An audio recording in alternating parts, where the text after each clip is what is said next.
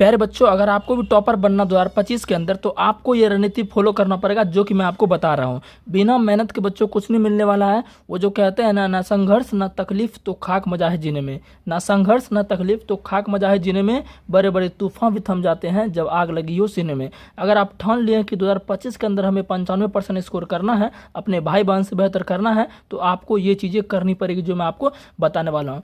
Topper बनने के लिए बच्चों आपको सिलेबस का बहुत ज़्यादा जरूरी है जानकारी होना। मैंने हालांकि पहले बताया हुआ है, लेकिन मैं इस वीडियो में फिर से आपको बताने वाला हूँ। देखिए, जो साइंस के बच्चों के लिए मैं स्पेशल बता रहा हूँ।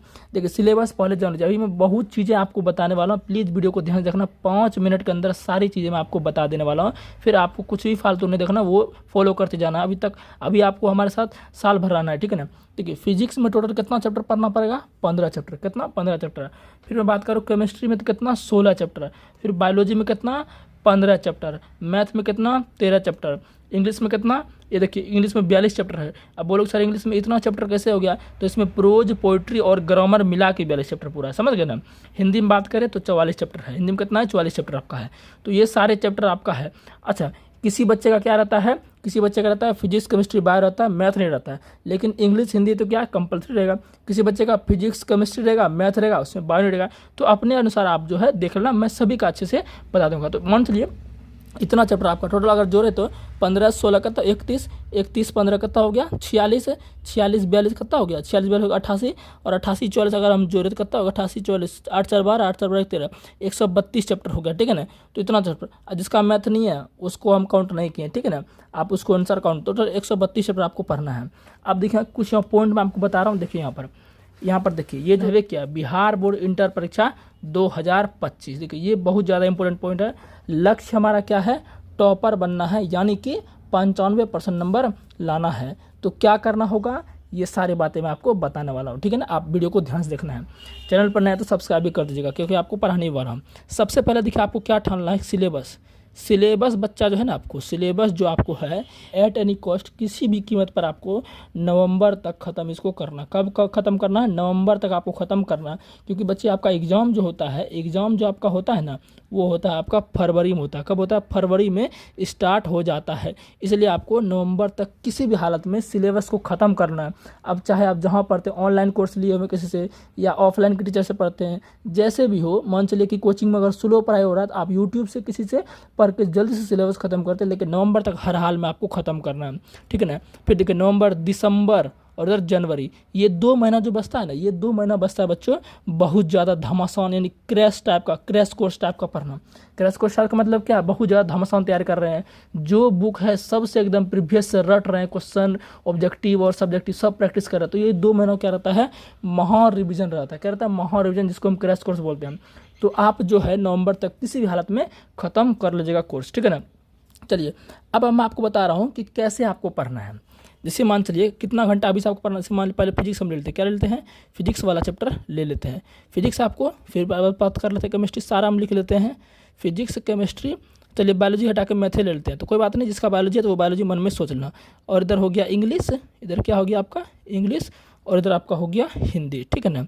अब जरा देखिएगा, फिजिक्स भी क्या करना है, आप जहाँ ऑनलाइन ऑफलाइन जहाँ पढ़ते हो कोई मतलब नहीं, आपको जो अच्छा लगे। 1 घंटा फिजिक्स डेली, 1 घंटा केमिस्ट्री, 1 घंटा ये, 1 घंटा ये, 1 घंटा ये, ठीक है ना। अब हिंदी को 30 मिनट भी दे सकते हो। अगर आप 1 घंटा देना चाहते हो तो आपकी इच्छा हो, ठीक है ना। अब देखिए, टोटल ये दिन में पढ़ ली, क्योंकि जहाँ आप पढ़िएगा, कोचिंग में पढ़िएगा, ऑनलाइन पढ़िएगा, तो सभी टीचर आपको पढ़ाएंगे सब सब्जेक्ट का। तो आपका क्या हो गया? क्या घंटा? 1 2 3 4 5, यानी कि 5 घंटा तो आप खाली क्या हो गया? ये आपको कोचिंग या ऑनलाइन आप ये तो खाली पढ़ रहे हैं। ये क्या? पढ़ रहे हैं। अब आपका पढ़ने का मतलब कब होता है?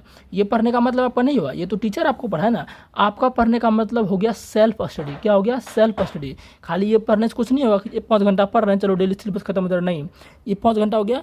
अब आपको क्या करना है? रात को सोने वक्त, बहुत ज़्यादा इंपॉर्टेंट पॉइंट बता रहा हूँ। रात को सोने वक्त सभी को क्या करना है? सभी को रिवाइज करना है। रिवाइज करने का मतलब क्या हो गया कि उसको क्या करना है? जो भी आप कॉपी में लिखे हैं, नोट्स बनाए हैं कोचिंग में या ऑनलाइन जो पढ़े हैं, उसको क्या करना? बस एक बार नज़र उस पर दौड़ाते देना, आँख उस पर दौड़ाते जाना है। इससे क्या होगा? माइंड में आपका फिट होता जाएगा। यानी कि बोल सकते हैं इसको सेल्फ स्टडी। क्या बोल देंगे? Self study. सेल्फ स्टडी के रूप में आप जो है रात को डेली रिवीजन कर लीजिए। क्वेश्चन प्रैक्टिस करने की कोई जरूरत भी नहीं है, क्वेश्चन प्रैक्टिस करने की जरूरत भी नहीं है, बस क्या करना है आपको? सेल्फ स्टडी करते जाना है। अच्छा, अब बोलोगे सर कि मेरा जो है ना फिजिक्स केमिस्ट्री मैथ में से कोनो एगो चैप्टर कमजोर है, मतलब कोनो सब्जेक्ट कमजोर है। मान लीजिए किसी बच्चे का फिजिक्स कमजोर है, तो वो क्या करेगा? फिजिक्स 1 घंटा ना पढ़ के वो फिजिक्स को कितना पढ़ेगा? 2 घंटा पढ़ेगा। कहाँ पढ़ेगा? 2 घंटा पढ़ेगा। और मान लीजिए कि फिजिक्स आपको जिस टीचर से पढ़ रहे हैं उससे आपको समझ नहीं आ रहा, तो किसी दूसरे टीचर से देख लीजिए, यूट्यूब पर ढेरी फ्री पर आता है। तो जो भी सब्जेक्ट आपका कमज़ोर है उस पर आपको 1 घंटा से ज़्यादा समय देना है, समझ गए ना? तो वो आपका क्या हो गया? रिकवर हो जाएगा। समझ रहे हैं बात को? इस तरह से आपको क्या करना है? ये करते जाना है। और ये आपको कब तक करना है? ये आपको नवंबर तक हर हाल में इसको ख़त्म करना है। जैसे आप कीजिएगा, कॉलेज स्कूल मैनेज करके जो भी आप करिएगा इसको आप ख़त्म कर लीजिए नवंबर तक, बहुत फ़ायदा होने वाला है। फिर जो 2 महीना बचेगा उसको क्या करना है? क्रैश कोर्स आपको पढ़ना है, समझ गए ना? नवंबर तक खत्म कर लीजिएगा। बचेगा आपका क्या? इधर दिसंबर बचेगा और आपका जनवरी बचेगा। दिसंबर जनवरी में क्या करना है कि जितना भी सब्जेक्ट है सबका पहले आपको ऑब्जेक्टिव खत्म करना। क्या करना है? ऑब्जेक्टिव। अब चाहे क्वेश्चन बैंक से खत्म कीजिए, गैस पर से खत्म कीजिए, या कोई अलग प्राइवेट बुक लेके पढ़िए, किसी भी हाल में आपको, अगर आप ज़्यादा बुक चाहते हैं हमको और प्रैक्टिस करना, जितना प्रैक्टिस हो 2 महीना में वही आपको घमासान प्रैक्टिस करना है, समझ गए ना? इतना आपको कर लेना है ये सभी सब्जेक्ट का। तो बस यही था आपका रणनीति जो कि मैंने आपको बताया। यकीन मानिए अगर आप ये रणनीति फॉलो करते हैं तो आपका 90% आने से कोई नहीं रोक सकता है, 95% आने से कोई नहीं रोक सकता है। बस आपको ये फॉलो करना होगा, ठीक है ना? तो उम्मीद है कि आपको ये हमारा समझ आया होगा। तो चैनल पर नए हो तो सब्सक्राइब जरूर कर दीजिएगा। मिलते हैं नेक्स्ट वीडियो में, तब तक के लिए बाय बाय।